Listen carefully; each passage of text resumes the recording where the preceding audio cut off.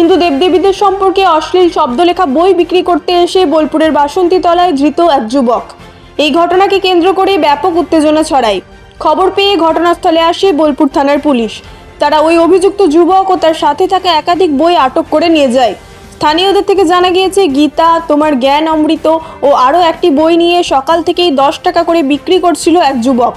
স্থানীয় কয়েকজন সেই বই খুলে দেখলে তার ভিতরে জানতে পারে সেখানে লেখা রয়েছে হিন্দু দেবদেবীদের সম্পর্কে অশ্লীল শব্দ। তারপরই তাকে আটকে রাখে স্থানীয় মানুষজন, এমনকি মারধর করা হয় বলেও অভিযোগ। তাদের দাবি, কোনো একটি গোষ্ঠী বা সম্প্রদায় সমাজে ধর্মীয় ভেদাভেদ সৃষ্টি করার লক্ষ্যে উদ্দেশ্য প্রণোদিতভাবে এই ধরনের অপশব্দ লেখা বই বিক্রি বা বিলি করছে। তাই তাদের কঠোর শাস্তির দাবি জানানো হয় প্রশাসনের কাছে। পাশাপাশি স্থানীয়রা জানিয়েছেন, আগামীতে এই ধরনের কাউকে এবং হিন্দু দেবদেবীর সম্পর্কে কুরুচিপূর্ণ শব্দ লেখা বই বিক্রি বা বিলি করতে দেখলে তার বিরুদ্ধে কঠোর ব্যবস্থা নেওয়া হবে। বোলপুর থেকে বিশাল দাসের রিপোর্ট, তারাপীঠ টিভি। এই বইটা বাজারে গিয়ে 10 টাকা করে বিক্রি করছে। দুটি বই 10 টাকা করে 20 টাকায় বিক্রি করছে। যারা পয়সা দিতে পারছে না তাদেরকে ফ্রিতেও দিয়ে দিচ্ছে। এই বইটা ছাপতে কত টাকা খরচা? আমরা একটা সামান্য পাতলা খাতা কিনতে গিয়ে 20 টাকা নিয়ে লেগে যাচ্ছে, এই এত মোটা বইটা কি করে দিচ্ছে? আর এই বইয়ের নির্দিষ্ট কিছু পাতাতে 129 নম্বর পাতাতে আমাদের দেবী দুর্গার নামে একদম অশ্লীলভাবে লেখা আছে। যা তাই, সেটা একদম মুখে আনা যাবে না। আমরা চাইছি এই সব বই একদম ব্যান হয়ে যাক। এটা বইটা তোর নাম গীতা দিয়েছে। গীতা দিয়েছে, কিন্তু এর ভেতরে যেসব আছে পুরো হিন্দু ধর্ম বিরোধী কার্যকলাপ আছে এর মধ্যে। এটা কি কোনো উদ্দেশ্য নিয়ে করা হচ্ছে? পুরো উদ্দেশ্য প্রণোদিতভাবে চলছে এটা।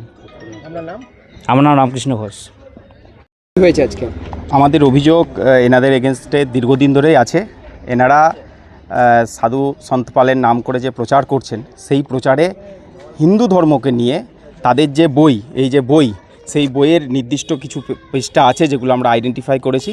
সেই পৃষ্ঠাতে তারা আমাদের হিন্দু ধর্মের দেবদেবীদের নিয়ে, মা দুর্গাকে নিয়ে, ব্রহ্মাকে নিয়ে প্রচণ্ড অপশব্দ করেছে। যে অপশব্দগুলো হয়তো আমি এখন উচ্চারণ করলে একটা বিশৃঙ্খলার সৃষ্টি হবে, সেই ধরনের অপশব্দ করেছে। এর আগেও আজ থেকে 3-4 মাস আগে বোলপুরের যে ডাকবাংলো মাঠের মুখে সুপার মার্কেটটা আছে, সেখানে তাদের একটা দোকান ছিল। সেখানে আমরা গিয়ে প্রতিবাদ জানাই, আমাদের ছেলেরা গিয়ে প্রতিবাদ জানায় এবং তাদেরকে অনুরোধ করা হয় তারা যেন এই ধরনের অপপ্রচার না করে, বইয়ের কারেকশন করে। কিন্তু তাদের কারেকশন এখনও পর্যন্ত হয়নি। আজকেও বিভিন্ন জায়গাতে এরা অপপ্রচার করছিল। আমাদের ছেলেরা সেইগুলো দেখতে পেয়ে তাদেরকে ধরে এবং তারপর আপনাদের হাতে এবং প্রশাসনের হাতে বিষয়টাকে তুলে দেয়। আমরা কি মনে করছেন, এটা কি মানে অপপ্রচার করা হচ্ছে? কোনো একদম এটাও কোনো উদ্দেশ্য প্রণোদিতভাবে হিন্দু ধর্মকে কলঙ্কিত করা এখন ভারতবর্ষের একটা উদ্দেশ্য হয়ে গেছে। ভারতবর্ষের সমস্ত জায়গাতে হিন্দু ধর্ম কলঙ্কিত করার মানেই হচ্ছে নিজেকে সেকুলার প্রমাণ করা। হিন্দু ধর্মকে গাল দেওয়া মানে নিজেকে সেকুলার তুলে ধরার যে চেষ্টা, সেই চেষ্টা তাদের এখানে করে বেড়াচ্ছে। তাদেরকে আমরা বারণ করছি এবং আমরা প্রশাসনের কাছে বিশেষ করে আমরা আবেদন রাখবো এই ধরনের অপপ্রচার যেন না হয়। আমরা সবাই শান্তি শৃঙ্খলা বজায় রাখতে চাই, সাম্প্রদায়িক সম্প্রীতি সব যেন ঠিক থাকে। এই ধরনের হলে আমাদের একটা বিশৃঙ্খলার সৃষ্টি হবে এবং বিশেষ করে এর ভবিষ্যতে যদি আমাদের হিন্দু দেবদেবীদেরকে নিয়ে বাজে কোনো মন্তব্য করা হয় তাহলে কিন্তু আমরা এর এগেনস্টে ব্যবস্থা নিতে বাধ্য হব। প্রশাসনের কাছে এইটুকুই অনুরোধ রাখব। আপনার নাম? গোপাল দাস।